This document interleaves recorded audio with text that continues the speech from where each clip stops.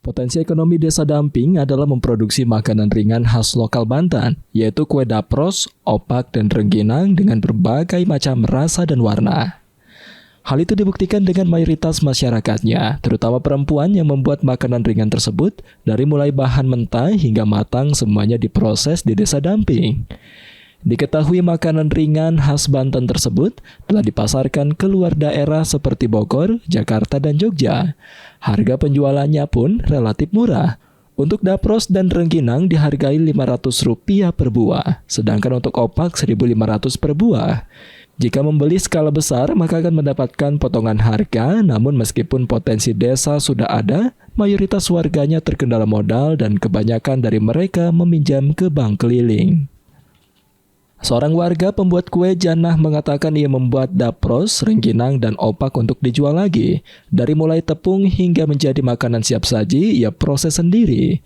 Dari penjualan makanan ringan tersebut, ekonominya sangat terbantu dan penjualannya lancar.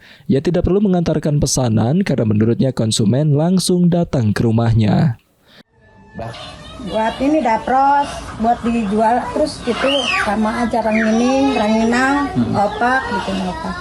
Kalau rengginang kalau bikin dapat 500 gitu ya, kalau bikin sebikinnya gitu ya. Kalau opak mah paling 100 biji. Ada yang ambil ke Bogor, ke Jakarta gitu, ada yang ambil ke sini. Sementara itu Ketua RT Syafruddin mengatakan untuk penjualan makanan ringan khas Banten yaitu kue rengginang, dapros, dan opak berjalan lancar, hanya saja terkendala di pemodalan saja. Karena yang membuat kue mayoritas ibu-ibu, jadi ia tidak bisa mencegah dan memberikan solusi. Apabila warganya berhutang kepada Bang Emok, ia juga ingin pemerintah bisa mewadahi keahlian warganya.